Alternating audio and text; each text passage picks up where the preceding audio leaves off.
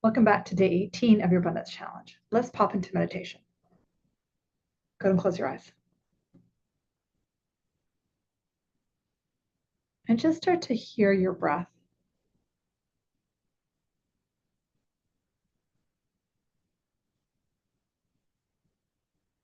Maybe visualize the millions of molecules of oxygen that are entering your breath and body with each second.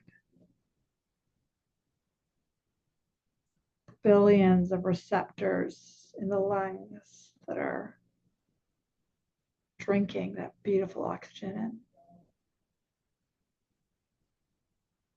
On the exhale, imagining all the carbon dioxide leaving the body.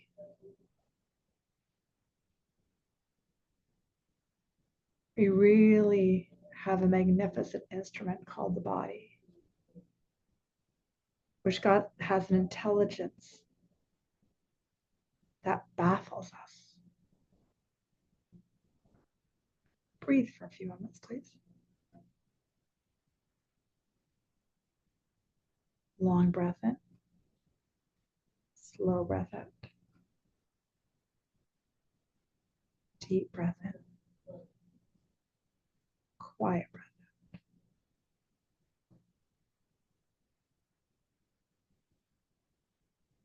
Just being present in the stillness of right now.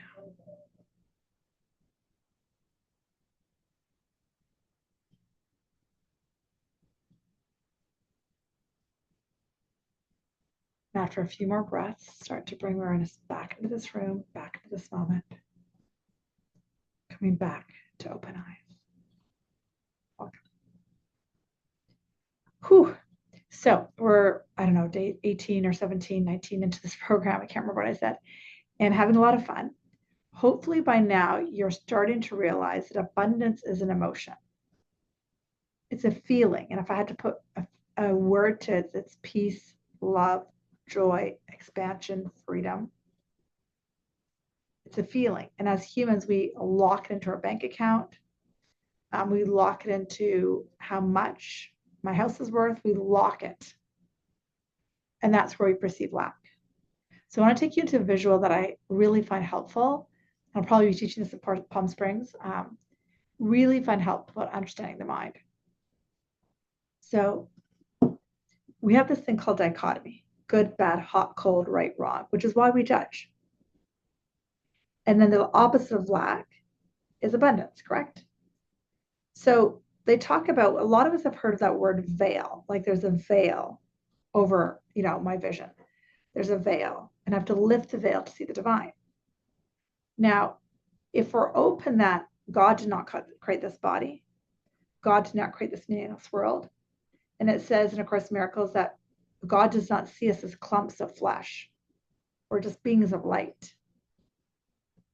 The body was made, and then the ego came into place, and there's so many layers of the subconscious that say there is a person, but those thoughts are just images the mind has made. It's a thought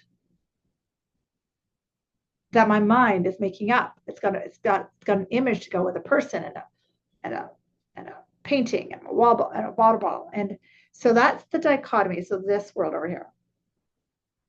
And then I want to pull like an accordion door over here, and this is lifting the veil. And over here is God's world, which is love and ease and joy and freedom. We talk a lot about this in the Return to Self program. This is where everything we want is. And if you go here, there's just such freedom and joy. And there's no dichotomy or split. But healing the mind, which is everything I teach people is how to heal the mind, is by seeing that we're seeing from the ego's personality over here. And because we're seeing the dichotomy, this is why we have this projected reality of lack, of fear.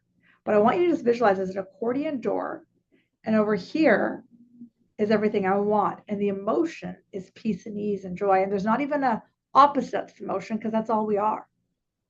We are the I am. So whenever I find myself even thinking lack or thinking something's wrong, I just see, oh, I'm on that side. I'm in polarity. I'm in dichotomy. But I can pull that door and go to the I am over here. And, you know, this is that quote from Marianne Williamson. Our greatest fear is not all this crap. Our greatest fear is that. Our greatest fear is that this ego, this body, this doesn't exist. That's our fear. Our fear is our power. Our fear is that I'm not Divi. Your fear is, you know, you're not your name. Then who the hell are you? That's the fear. And the fear is connecting to that power that can create worlds. And that's the fight that the ego and the divine has. But every time you find yourself in polarity today, see that visual, see that thing, and until you start working with your mind, you will be in polarity. But we teach a lot of this in all those other containers I teach. You are not your mind. You're the observer, and we get that. And yet, are we willing to go there? And when we go there, can we get enraptured by the power of who we are in the I am, the power of our ability to create the power of who we truly are? My plant does not fight her power. My dog, when she was on this planet, she never fought her power. Ever, ever. When my kid was a toddler, he never fought his power. If he wanted something, he got it, right? So today, every time you find yourself in dichotomy, you're fighting yourself. Go over here. So I'm sending you lots of love and thank you for being in this challenge with me. In February, we're moving into relationships, but also mostly the relationship with our mind and ourselves. And in February, I'll bring in a lot more of A Course in Miracles into school, like into actual videos. And you're going to be seeing that in the Healing Lab and the healing relationships that I teach as well. We'll bring in a lot of Course in Miracles and just having fun, because it's you know, one of the things that they really want me to say, I don't know if you know this, but I know this, having been a doctor for 30 years, but been in this world for you know, some sort of alternative world, first the yoga world, whatever, time doesn't matter. What I've discovered is when I change my thoughts, everything outside changes. And that's why every day I study, every day I learn, every day I meditate, every day I take classes. Why do I do it? Because the subconscious is so layered. I do retreats. I learn this stuff because if I can unlayer the mind, what joy will I have? What abundance will I have? So if you're in a lack consciousness about anything, work on the mind. That's where all of your healing lies. All right, that's what I got. Lots of love.